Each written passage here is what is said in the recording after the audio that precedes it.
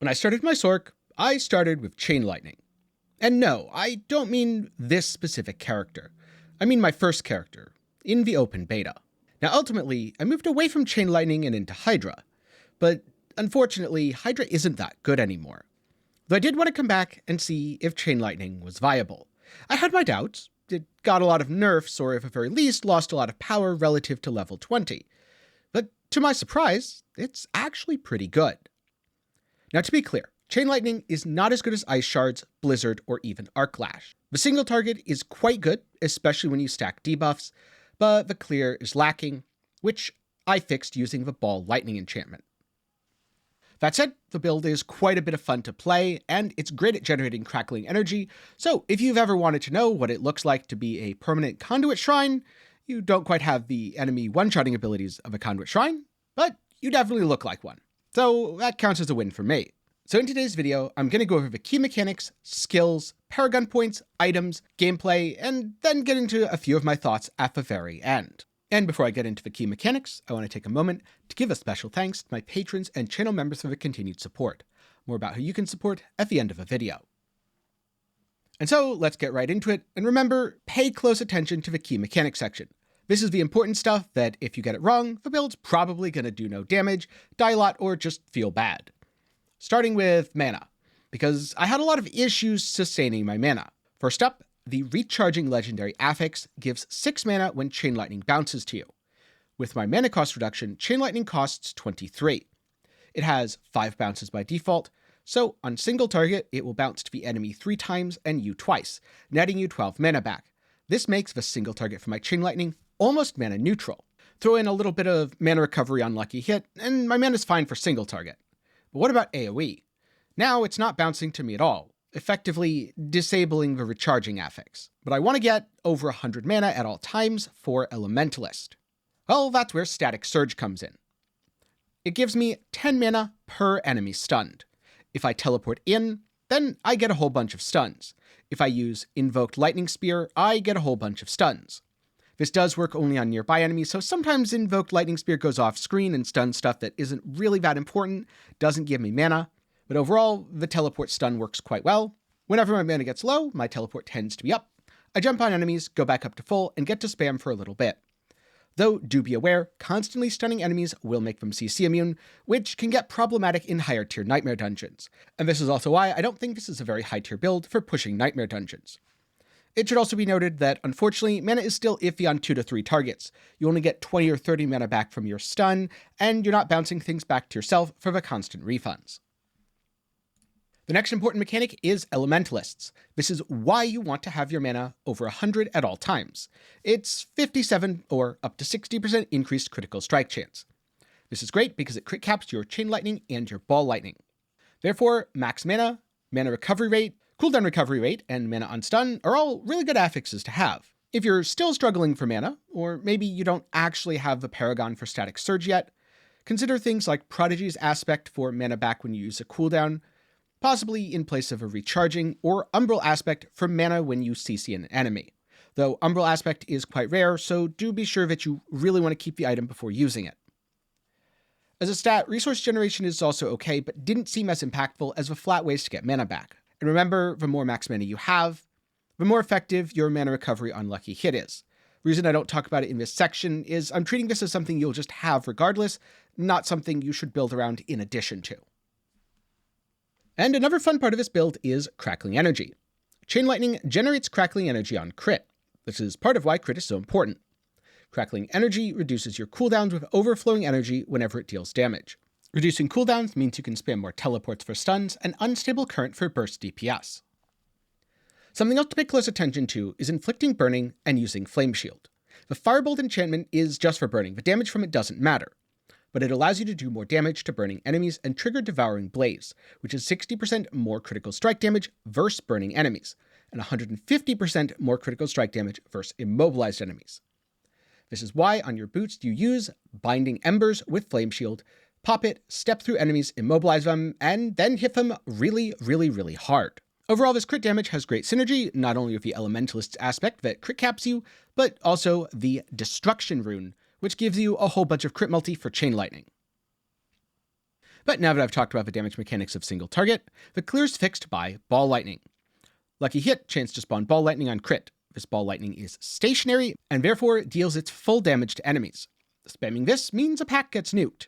If you don't have Destruction leveled up, then consider placing Adept on your Paragon boards. I'm still testing both. Adept feels better on large pulls, but Destruction is far better on single target. And so those are the key mechanics to keep in mind when playing this Chain Lightning build. Overall, it feels very much like a middle ground. It clears a little better than Arc Lash, but it isn't as tanky. It's definitely worse than Ice Shards, and it's no Blizzard. Mana is pretty easy to manage, and having Crackling Energy up is just plain fun. And now let's get into the skills. As a quick note, if you're enjoying this look at my Chain Lightning build, do be sure to get subscribed, as I'm going to be talking about several other both meta and off-meta sorcerer options in the near future, and wrapping all of this up with a comparison between all the builds I've played. And so make sure you don't miss that, maybe leave a like while you're down there. But now let's take a look at what I'm using. Starting off with Firebolt. The point of this is A, I have to put 2 points here, and B, I want to be able to apply Burning. So 2 points in Firebolt. Next up, Chain Lightning. I want as many ranks as possible in this because it's my main damage skill. Of course, you have to take Enhanced Chain Lightning, and then you get a choice. Greater Chain Lightning, which is a little more single target, or Destructive Chain Lightning, which is a massive amount of crackling energy. And as I found, I didn't really sustain crackling energy on single target anyway, so this ended up being worth slightly more. While Destructive Chain Lightning looks good in theory, in practice, it only triggers when it bounces off you, and consecutive triggers don't stack, so it's not 0, 10, 20, it's 0, 10, 10, or about 7% more average damage. Therefore, it felt better to have Destructive Chain Lightning, keeping crackling energy up and making sure my cooldowns are reduced as much as possible. Then coming over to defensive skills, I'm taking all of them. Yes, I can confirm I am playing a Sorc. Of course, Shimmering Flame Shield, heal when you're missing life. Shimmering Teleport, great for damage reduction, has a really high uptime. I've been experimenting here with Shimmering Ice Armor. In high tier Nightmare dungeons, you're just going to get one shot if you take damage. At that point, you probably drop Ice Armor entirely. But in low tier Nightmare dungeons, this actually feels really good, as it has a chance to freeze enemies. And frozen enemies don't hit you. Plus, they get all those juicy damage to crowd control bonuses. Finally, Mystical Frost Nova, to keep Vulnerable up and maxing out Frost Nova because you want that cooldown to go down as low as possible. Of course, I'm taking Glass Cannon, extra damage is good, and I'm taking 1 point in Elemental Attunement to give me a chance to reset all these nice defensive skills. Then coming over here, Precision Magic for Lucky Hit. This one is kind of a personal preference. I have it right now, I've been experimenting with it. I may ultimately drop it for Mana Shield. I think, especially as I do higher tier content, Mana Shield is better. And alternatively, I could also go into Invigorating Conduit, getting 1 extra point for Static Discharge. But for now, I've been experimenting with it, and it's pretty okay. I'm also using Lightning Spear with Invoked Lightning Spear. The point of this is just to stun enemies, giving me a consistent trickle of mana, and also keeping annoying ranged enemies from actually hitting me. Then, because I'm using the Ball Lightning enchantment, I wanted to max out the rank of Ball Lightning, coming over to Wizard's Ball Lightning for more crackling energy. Realistically, this could also be Mage's Ball Lightning for the extra stuns, though I'm already stunning stuff to the point where it DRs, though it felt like the extra crackling was good, even if I'm at full crackling energy a lot of the time. And finally, over here, Devouring Blaze because it's 60 or 150% more critical strike damage, which basically means deal 60 to 150% more damage pretty much all the time. For my ultimate skill, I'm Unstable Currents. This hopefully isn't a surprise. I'm not sure if Supreme Unstable Currents actually does anything. I could easily drop 1 point here, drop the 3 points here, go over into Invigorating Conduit for even more mana, but that's something that so far hasn't felt necessary. My mana already feels pretty good. And then I'm grabbing Electrocution for a little bit of extra defenses, and finishing everything off with Overflowing Energy, causing crackling energy to not only hit an additional enemy, but reducing the cooldowns of all of my shock skills. It should be noted that technically some of my skills aren't shock skills. I mean, Flame Shield, Ice Armor, Frost Nova, those don't get reduced. But luckily, Teleport and Unstable Currents are shock skills, which means they have frighteningly high uptime. And here I have my Paragon Boards. Before I get into it, one important thing to remember: each node has a threshold that triggers a secondary effect. For example, Safeguard gives me an extra 6.5% damage reduction from elites if I have 345 intelligence. That 345 intelligence depends on the order of my boards. In this case, my Burning Instinct board is the second board I placed, therefore the threshold is quite low. But if it was the sixth board, I'd need far more intelligence, possibly around 700, to trigger the effect. And so keep in mind that order is important. To start off with, on my first board, this is how I path, and I go for Territorial. Territorial is good for dealing damage to close enemies and gaining a damage reduction against close enemies. In theory, you could also swap this for Elementalist. Elementalist is multiplicative damage, however, you have to do Fire, Cold, and Lightning. Right now, I'm not really doing Cold, I'm just doing Fire and Lightning, therefore it didn't feel efficient to use it. From here, I exit north and attach the Burning Instinct board. This is my second board, but pay very close attention to the ordering. If you're at low levels, you don't really need Safeguard. This is something that comes in later. But you should absolutely path through Kindling. Damage to burning enemies means you deal increased damage to any enemy that has the burning status. Because of Firebolt enchantment, everything will always have the burning status. Then I path around, grabbing all the dexterity for destruction. Destruction is a massive amount of my single target damage, so I made sure to have as much dexterity as possible within radius. 49 is, I think, the highest possible on a Sorc, although I could be slightly wrong about that. Now third, this is where things get complicated. The third board I place is Frigid Fate. That's because I wanted to keep the willpower requirement for weakness low. Vulnerable damage is an additional damage multiplier, therefore highly effective, and I wanted to maximize it. This is also why I'm running the Tactician glyph. Tactician increases the effectiveness of rare nodes within its radius. And beyond that, there isn't much dex to support anything else here.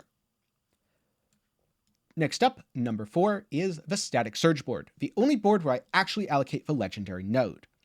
This gives me a bunch of damage to stunned, a little bit of max mana, which is quite nice, and a good spot for my Flame Feeder with 44 dex in radius. For number 5, I come up here, and I socket the Ceaseless Conduit node. I'm not actually doing that much with Crackling Energy, though with how much uptime this build has, I could actually see going into a Crackling Energy build if it hit just a little teeny bit harder. Even 70% more damage from Ceaseless Conduit isn't quite there yet, since you need to spend a pretty excessive amount of points to get to the node. If it was located, say, here, I'd definitely take it, but all the way over here is kind of a long stretch, unfortunately. And in addition, I'm also socketing the Exploit glyph here, going for vulnerable damage. Now, I should get this last dex node, but I'm not quite level 100, so that'll have to wait for a little later. And finally, last but not least, my 6th board is Searing Heat. I'm mostly taking this for the critical strike damage, which is a very powerful generic multiplier. There's some here on the magic nodes, and right here also on the rare node. Aside of that, it's just another socket. Right now, I have Control socketed here, although if I was going to use Adept, this is the best socket across all of my boards to use that. I'd probably drop Territorial, move Control over, and get all the int nodes here. I believe you can get up to 70 int in the radius, making your Adept quite powerful and significantly scaling your Ball Lightning. This setup is highly optimized for my current level, which is 96. If you aren't 96, I'm going to have a level 75-ish Paragon tree down in the description below, containing some of the choices that I would advise if I was around that level. Keep in mind, depending on your gear and your experience level, how good you are at hitting your buttons, you might want to do some small adjustments for yourself, but the idea here is to give you a rough idea of what you should be doing. And finally, I have my gear, starting off with a helmet. It's everything you'd want on a Sorc. Lucky hit while you have barrier, max life, cooldown reduction, and max mana. Plus, I have it imprinted with Frost Splits. This is one of the few places where you can put Frost Splits, because otherwise it'll overlap with something that's giving you more damage. In terms of the stats that I think are absolutely mandatory here, Lucky Hit is nice, but it really is icing on the cake. You'll need max mana somewhere. It can either be on your helmet or rings. Cooldown reduction, absolutely mandatory, and life is quite helpful, though not necessarily mandatory. Just keep in mind that if you don't have any life, you may have trouble surviving. For my chest piece, I'm using Raiment of the Infinite, socketed with rubies. Do I even really have to explain why Raiment of the Infinite's good at this point? It's great for grouping stuff, and it's absolutely the best option, and it stuns enemies, allowing you to fix your mana. Personally, I would not advise playing this build if you don't have Raiment of the Infinite. Then on my gloves, I'm using the Conceited aspect, increased damage while you have barrier. Technically, it doesn't have to be here. Conceited can just be anywhere between your weapons, gloves, and jewelry. In terms of stats, ranks to Chain Lightning, really important. I really like the 5% chance to restore primary resource, though, to be fair, that could also easily be attack speed. Lightning crit damage and crit strike chance feel pretty mandatory. I wouldn't use gloves without them. On my pants, these honestly aren't that good. Damage reduction while injured, not nearly as good as damage reduction from close or generic damage reduction. The intelligence could easily be armor. Damage reduction from enemies that are burning is great, and ranks of ball lightning are great. Do remember to have the disobedience legendary aspect. Stacking up that 50% increased armor is really, really crucial for your survivability, and grabbing the rubies are also good. And then for my boots, I've got Binding Embers. That way I can step through things, immobilizing them with Flame Shield. 3 seconds would be great. Beggars can't be choosers. I happen to have only 2.2 seconds on this pair of boots. And then for the rest of my stats, move speed's great. Ranks of Frost Nova means lower cooldown. Ranks of Teleport mean lower cooldown. Mana cost reduction means I can spam more. I'd really love a 10% roll, but that got really expensive and I ran out of money re-rolling things. For my weapon, it's not that good actually. Ideally what I should have is vulnerable damage, lightning crit strike damage, and damage to stunned or damage to close rather than damage to distant. But it's also 813, so I guess I can't complain too much. I have it imprinted with Retribution for 40% increased damage to stunned enemies. I'm stunning things constantly, and that's also why I'm using a Sapphire. I don't have 100% uptime on Vulnerable, so I've been trying the crit strike damage to crowd-controlled enemies. But ultimately, I haven't done enough testing between the two to know for sure. Right now, I'm actually leaning towards going back to Emeralds. So just keep that in mind as you see my weapon and offhand. Speaking of, my offhand has mana cost reduction. I used to get as high a roll as possible. Lucky hit chance to heal. Ever since I used this on Arc Lash, I've really liked it. Cooldown reduction, super good. And lucky hit chance to restore primary resource. I think the double roll here is actually kind of gratuitous and often overcaps me. So that last thing should be either crit damage, intelligence, lucky hit while barrier, some other stat that would probably be a little more efficient. And of course, I'm using Aspect of Control because when an enemy is immobilized, stunned, and frozen, it's a massive amount of damage. For my rings, crit strike damage, resource gen, crit chance vulnerable damage. I'd say this ring's actually pretty perfect. Sure, the resource gen roll could be a lot higher, and that would make a meaningful difference in my mana. But aside of that, it feels good, and crit strikes with core skills increase attack speed. This felt pretty good, depends on how much mana you have. If you're lacking mana, you'll want to go with something that increases your damage, and if you have plenty of mana, going for the attack speed lets you get DPS out faster. Then this ring, vulnerable damage, lightning crit strike damage, resource gen, terrible roll, max life. I really should replace this ring, double or triple crit damage. I don't think the life is really saving me, it's only 699, and the resource gen isn't that high. Luckily, I did just get a replacement ring. I'm only waiting to get another recharging drop. As soon as I do, this is gone and it's going to be replaced with vuln damage, lightning crit damage, and resource gen. And finally, my amulet. If you saw my Ice Shards video, yes, this is the same amulet. Devouring Blaze is mandatory. Mana cost reduction is mandatory. I actually think the movement speed should be cooldown reduction, although movement speed is very good for farming. And the total armor feels pretty good, but it could also be total level to either defensive or mastery skills. Mastery skills would be damage, and defensive skills would feel a lot better as it lowers the cooldown of both Teleport and Frost Nova. For the imprint, of course Elementalist, because this is how I crit cap. And for the sockets on all of these, I'm running Skulls for armor, since Sorc really struggles to get armor. And by the way, if you're pushing Nightmare Dungeons, absolutely grab an armor elixir. The flat 900 when scaled by Disobedience is super effective. So those are the core mechanics along with enchantments, skills, Paragon Boards, and items. If you want, feel free to use the chapters to go back and reference a previous part of this video whenever you have confusion. If you want a D4 planner, I have one over in my Discord. Just hop in using the link below, react to give yourself the community and notification roles, then head over to the build link archive. Control F, you should be able to find it pretty quickly. Or you can find the planner publicly available over at Maxwell GG. But for now, let's start talking gameplay and rotation. My rotation is pretty simple. Teleport into a pack, stunning as many enemies as possible and grouping them up. Then, if I feel like I'm stuck and can't move, I don't quite know why this happens, sometimes it does, I immediately hit Flame Shield. If I'm not stuck, I hit Ice Nova to make everything vulnerable and freeze it.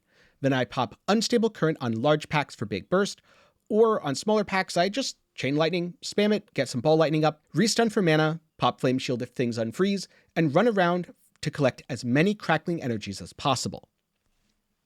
Because my Vuln uptime isn't 100%, I plan my Ice Novas carefully, often chaining them back to back on bigger packs or spacing them out on smaller ones. Like I mentioned at the start, this build is reasonably tanky, and it feels like a good midway point between Arc Lash and Ice Shards.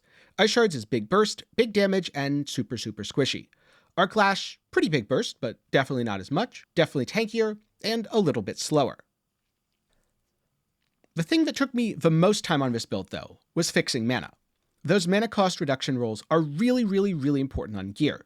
The resource generation ones may be as well, although I just haven't experimented enough with it to know for sure. But because it took me a lot of work to fix mana, if you're less geared, don't be afraid to use a generator like Arc Lash in place of your Ice Armor.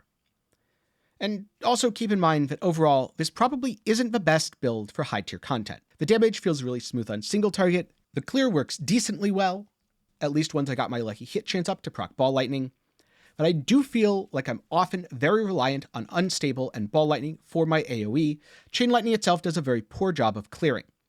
I tried things like the Fireball enchantment that didn't do enough damage. I tried Shatter, which worked in lower tier content, but in higher tier content things would unfreeze. Anything that's not frozen wouldn't actually be exploding, and thus I couldn't clear very efficiently with Chain Lightning alone. Though if you found a way to make Chain Lightning alone work, and you're able to clear a reasonably high tier of content, let's say Nightmare 50 to 60, do let me know down in the comments. I'd be curious about your setup. Also, like I mentioned earlier, the DPS is very poor on 2 to 3 targets due to Chain Lightning's mechanics. You're not getting mana back from bouncing between yourself and one target, and you're not getting a lot of mana back from stunning multiple enemies. This build's also, quite frankly, terrible in PvP. If you're gonna PvP, just go Ice Shards.